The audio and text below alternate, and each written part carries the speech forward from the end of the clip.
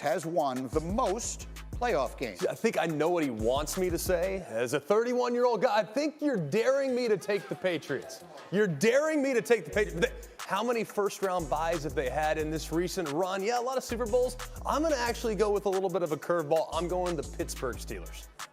You should have gone with your first guess. Really? It is the Patriots. Oh, so you throw me off. Oh, but that's I want smart. you to look at this. Yeah, let's see it. The Patriots have won 37. Oh, my goodness. The Steelers have won 36. The Packers have won 35. Wow. Welcome to Get Well Up, done. Greg McElroy. Well done. Overanalyzed. So happy. Overanalyzed it. All right, let's get into some reckless speculation, shall we? We'll talk about these Patriots, and we'll talk about Tom Brady. Is he a part of their future? Are they a part of his? The big questions, of course, remain, and our insider, Jeremy Fowler, is here. This stuff that we've been talking about as being into the distant future in sort of an esoteric way.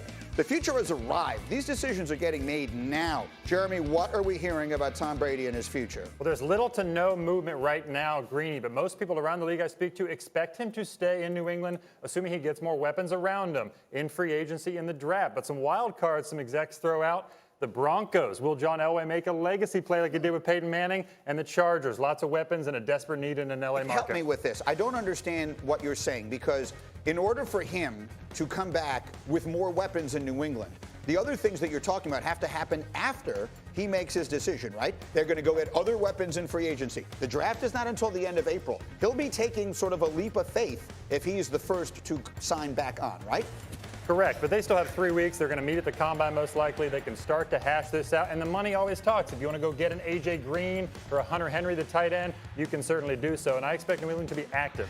What do you think of all this, Archie? Well, here's my problem. Tom Brady, he's hurting himself in an instance by playing the field and by playing the fence, because if I'm a high-priority free agent, or if I'm a guy sitting right now looking somewhere to sign, like Greg Olsen, for example, I'm not going to the Patriots without Tom Brady.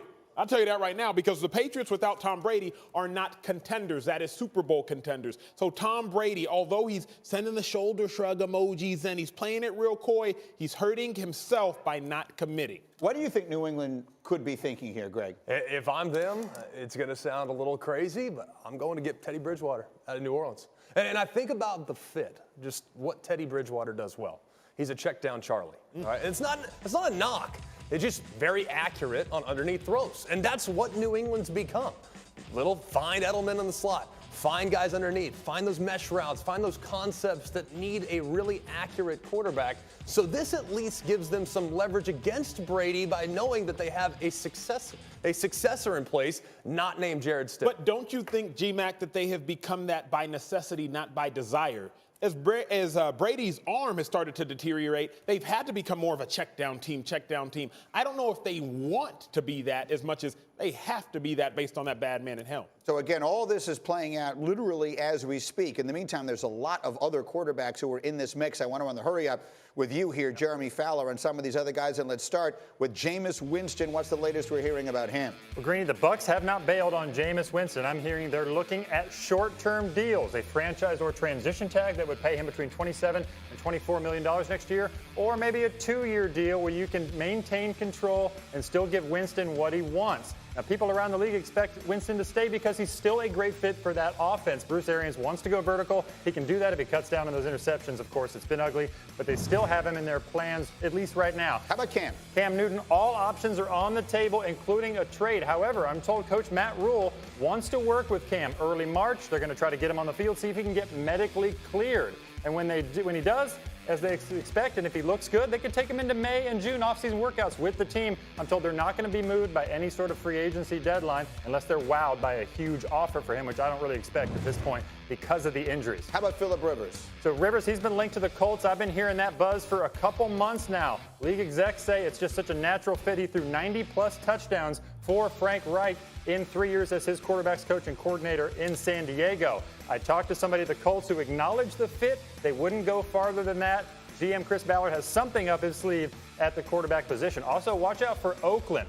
I'm hearing that there's at least mild intrigue from Rivers to work with John Gruden. Okay, which is now Las Vegas, but we're all going to have to get used to that. And then we get to Dak. All roads seem to lead to Dak. Dak Prescott's expected to be franchised. You've been hearing Shefty post that for a while. That deal will have 2 extra days to get done now. Shefty reported over the weekend that the franchise designation period was moved from March 10th to March 12th. That's a very small difference, obviously. It is what it is. But this falls now back into the Dak piece of this as we sort of try and figure out the immediacy of it. It pushes back 2 days. What do you make of it? So this is a big week, Greeny. In the halls of the NFL Combine, outside of hotel lobbies, the Cowboys and Dak Prescott's agent can meet. Because this has been stale for months, but there's been a reason, because there's been no immediacy. But the franchise tag deadline, March 12th, they got a few weeks to hash this out. I expect things to intensify in the next few days. Now, you know Dak, obviously, again, SEC Network, all that kind of stuff, so you remember him from back in his days in college, and you know him. What do you think he will do? Just having known the guy, and hey, a lot can change, and money changes people. We know that. But in my experiences with Dak Prescott, his personality doesn't reflect the type that would be willing to sit out, that would be willing to play really, really hard ball. I really think, I'm telling you, I just don't see him as the type that would say, hey, no. I'm going to actually throw my teammates away. I'm about me. That's who I am now. That's just not his nature, at least in the time that I've spent with him. G-Mac. That wasn't Dak's nature. Fair enough. But I don't know if it's not. Remember, the last game of the season, they asked Dak, hey, Dak Prescott, how do you feel about Jason Garrett's expiring contract? He says, quote, I think it's my last game as well, so I'll be damned if I speak on anybody else's future. That's not the Dak Prescott we were accustomed to the first 4 years. Dak is a politician, buttoned up and bow tie on. He's not the guy to give spicy answers. We've seen, like Greeny likes to call it, a spicy Dak. So And the other thing, I do like to say that, but here's, Greg, I would quibble with, or maybe even quarrel with your description of it. Like, I don't think that holding out and refusing to sign the franchise tag would be throwing away his teammates. Right. We didn't say that about Zeke Elliott when he went down to Cabo. The one hard, fast rule amongst football players, to the best of my knowledge, is you don't talk about my money and I won't talk about yours. Right. I think Dak Prescott is well within his rights if he says, you paid all these other guys here. I've done everything the right way. Now you're going to franchise me. I don't think it would be a slap in the face myself to his teammates if he didn't sign it. And I think that's reasonable. But my question to y'all is this. All right, is Dak Prescott a top 5 quarterback in the NFL? I don't think he is. The answer is no, but I don't think that's really necessarily the way this stuff works anymore, is it? I agree with you 100%. But a franchise tag might not be the worst thing for Dak. If we're really talking about maximizing value, how many guys have we seen use the franchise tag, bet on themselves, and turn it into what is very lucrative? Kirk Cousins. Kirk Cousins is the best example of this. Of course, franchise tag, we all know the story. And from 2016 to 2019, Kirk Cousins made almost $98 million.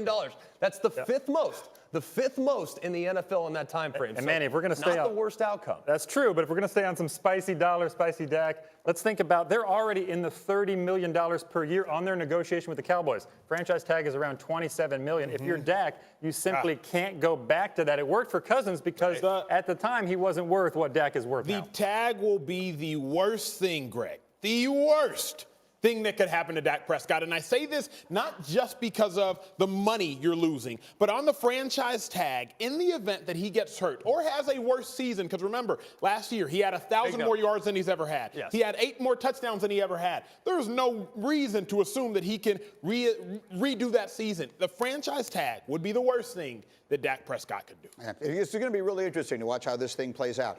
By the way, SportsCenter tonight, 6 Eastern after PTI. Sage and Kevin with you with full coverage of today's memorial honoring Kobe Bryant, plus how this weekend's college basketball upsets could shake up March Madness, and tracking the possible vote by the NFLPA to approve the new CBA. SportsCenter on ESPN and the ESPN app right after PTI. Coming up, the XFL has certainly had some exciting moments, but does it need star power at the most important position if they're going to succeed? That's the question. The answer is next. Get up on ESPN.